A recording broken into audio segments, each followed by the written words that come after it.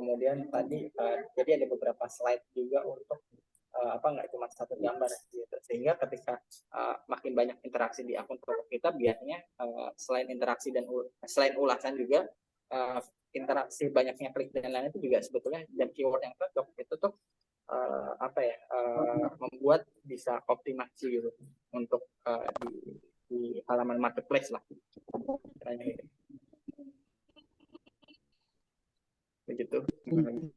Oke, terima kasih Bang Dika. Mencerahkan atau mungkin masih ada yang mau ditanyakan? Masih ada. Mantap Bang, itu Bang. Izin masukannya oke deh tuh. Izin jawab. Bapak Lupi mau bertanya. Siap. Itu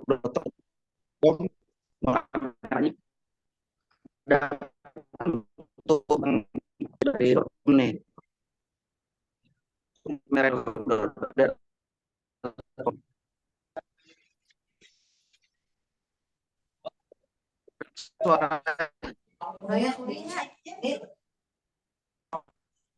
Bang Andika,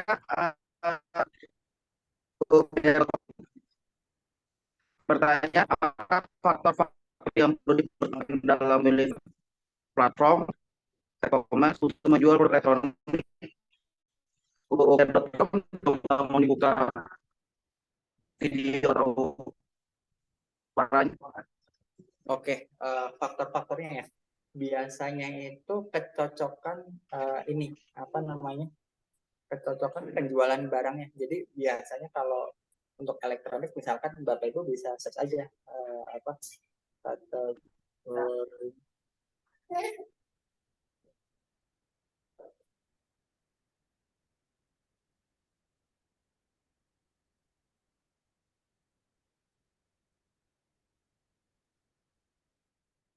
biasanya tuh sebetulnya di sini ada datanya ya, atau mungkin secara simpel bisa kita googling, tapi berdasarkan pengalaman saya untuk biasanya kalau audiensnya itu lebih ke pria, produk-produk pria itu lebih ke Tokopedia. Kalau fashion itu lebih ke Shopee. Nah, kalau elektronik biasanya itu di Blibli sih gitu, pengalaman saya ya. Karena kebetulan juga saya juga ada toko elektronik itu di Blibli, itu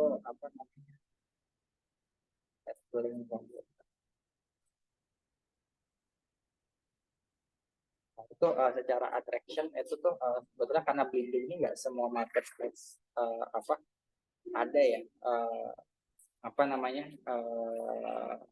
ada istilahnya dia secara elektronik itu lebih kalau si Shopee dan Tokopedia itu tuh sifat marketplace-nya kan open marketplace, semua bisa daftar. Nah, kalau Blibli ini selektif, jadi kayak macam-macam tertentu, jadi secara eksklusivitas dan ini karena daftarnya juga cukup ketat, jadi kita bisa ini sih bisa yang biasanya orang-orang prefer kalau elektronik tuh di Blibli, tapi kita bisa based on research sebetulnya marketplace mana nih yang di 2022 itu 2024 itu lebih populer, tapi based on pengalaman itu sih kalau elektronik ya di Blibli itu.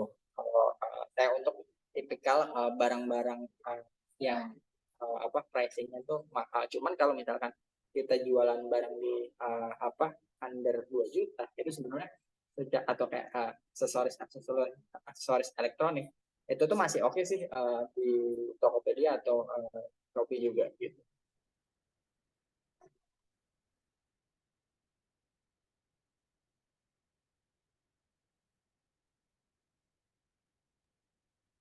Untuk DR.com apakah sudah jelas?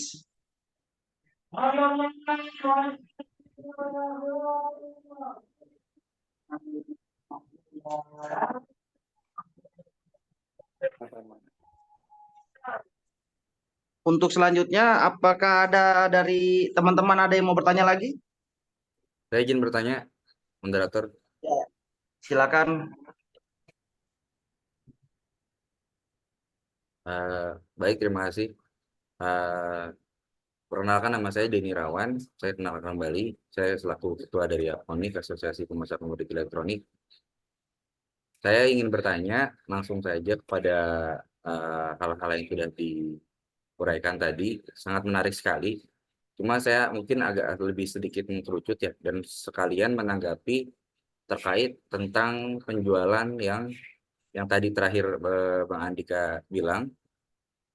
Izin Bang Andika untuk bertanya. Jadi pertama, kalau yang perlu kita ketahui, saya sangat yakin betul yang ikut di sini adalah kawan-kawan atau teman-teman yang memang sudah malang melintang dalam dalam kurang lebihnya perjalanan usahanya. Jadi otomatis segala macam strategi biasanya sudah dilakukan tuh. Cuma saya ingin mengkerucut lebih condongnya bagaimana caranya meningkatkan penjualan yang memang condongnya lebih ke arah penjualan barang second. Nah, kalau yang tadi saya perhatikan dari apa namanya, dari yang diuraikan, kurang lebihnya produk baru, walaupun di sini banyak sekali teman-teman beragam ya dalam dalam metode penjualannya, ada yang menjual second, ada yang menjual baru. Nah, ditambah kemenarikan itu kan otomatis kalau kita jualnya baru kan ya sah-sah aja, biasanya lebih lebih mudah gitu.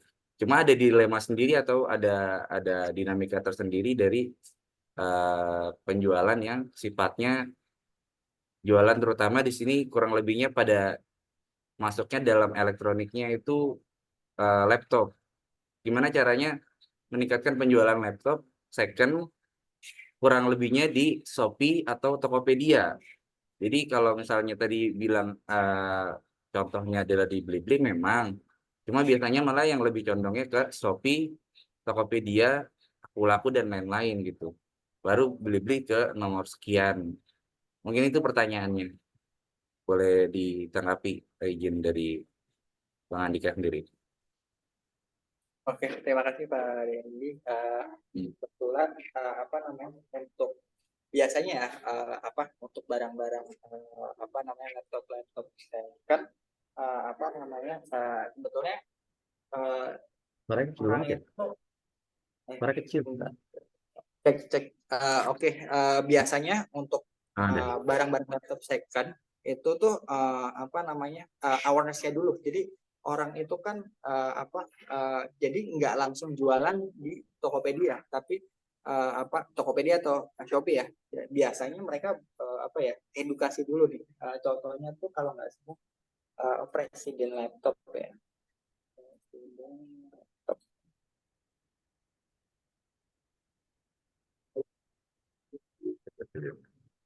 Kalau kita lihat juga sebetulnya dari analisis akunnya ya dia itu uh, apa namanya kalau kita lihat itu dia ada apa namanya bangun bangun traffic dulu jadi kayak apa namanya tadi kan ada beberapa funneling ya jadi kayak apa sih kayak kenapa apa namanya beli laptop sama kita meskipun second tuh kualitasnya tuh gimana gitu. Nah setelah apa namanya akun-akun ini biasanya terbangun ya brand awareness-nya itu biasanya baru diarahkan ke marketplace untuk kemudahan pembelian atau cicilan.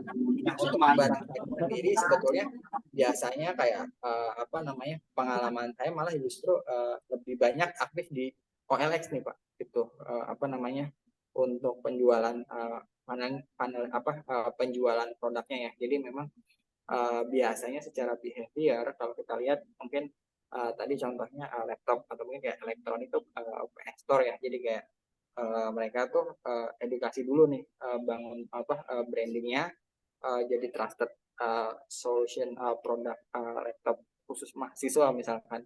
Oh, spesifiknya biasa edukasi di situ dulu baru orang akan lebih trust atau mudah untuk check out di sosial medianya. Jadi apa sih kita nggak optimasi untuk barang-barang secondnya itu di marketplace-nya itu lebih banyak bangun awareness-nya dulu orang biasanya apa namanya dari rekomendasi sosial media itu akan lebih mudah untuk apa namanya check out ke toko marketplace-nya sih.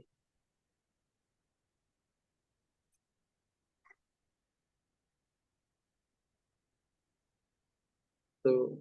Mungkin ada lagi. Izin Bang Andika untuk yang tadi sudah jelas ya. Ya. Ada pertanyaan lagi dari Ya, betul. teman-teman kita.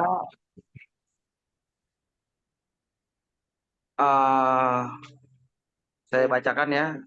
Saya menyimak dalam materi dalam melakukan jualan online harus dibangun resort hingga bisa banyak yang interest agar dapat traffic yang bagus. Pertanyaannya bagaimana membangun semua hal itu secara efektif? Untuk Bang Andika gimana tanggapannya? Untuk pengalaman saya ya, untuk pertama kali apa ya istilahnya, pertama kali untuk beberapa handle brand klien yang memang baru mulai, itu biasanya kita ada yang namanya barter promo nih, itu barter promo. Jadi barter promo artian kalau misalkan kita belum bisa bayar influencernya sesuai rate card gitu, itu kita bisa barter promo. Misalkan ini ada produk value senilai 2 juta, mau nggak kamu promosiin, atau yang tadi saya bilang kerjasama sekarang kalau kita lihat di TikTok atau di Shopee ya, dia ada Shopee affiliate gitu. Nah biasanya kita tawarin aja, biasanya untuk margin produk elektronik cuma 10 nih, tapi kalau kamu mau datang promo buat konten untuk datang ke toko saya bisa kasih margin sekian yang lebih gitu. Jadi istilahnya itu kita bisa tanpa harus hire tim konten yang berlebihan, itu jauh lebih efektif gitu untuk pengalaman saya. Nah cuman memang kendalanya kalau untuk yang si barter value untuk di zaman sekarang sebetulnya agak sedikit challenging sih untuk beberapa influencer mau di barter value. Tipsnya sih sebetulnya secara mudah bisa cari kayak di marketplace, itu banyak marketplace konten kreator namanya kadar gula itu ini harus itu mau tolong aku cek. Jadi banyak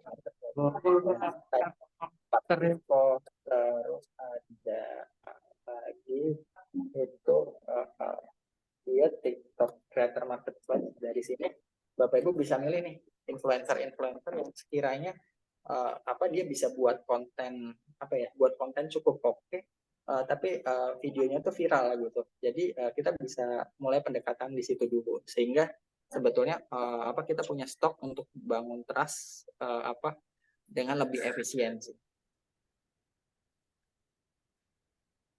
Gitu pengalaman saya untuk starting semalnya. Kalau misalkan memang udah mulai ada budget untuk branding atau iklan untuk endorse berbayar ya bisa dilakukan juga. Selain itu untuk yang influencer ya. Kalau untuk yang memang pelanggan itu mungkin simpel ada gift kecil ya untuk misalkan gift tertentu, value-nya mungkin nggak begitu besar, tapi mau potongan diskon nggak untuk pembelian selanjutnya, atau mungkin kayak tadi payung cantik misal untuk kalau nge-review toko kita di semua sosial media gitu. Terus kalau kita pengiriman paketnya online ya ada thanks page ucapan kartu terima kasih, kemudian ajakan selanjutnya ada mungkin cashback atau voucher-voucher selanjutnya kalau nge-review di toko kita. Bahkan ada pengalaman saya berbelanja ya di beberapa toko tuh kayak review ini yang mungkin agak ekstrim ya, tapi mungkin share pengalaman aja bahwa kayak review negatif garansi hangus. Makanya kan ada beberapa toko tuh yang kelihatannya reviewnya tinggi.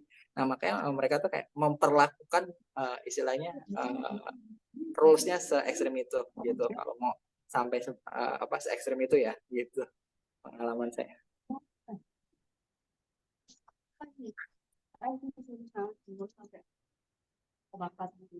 Gitu Mas Lutfi. Baik.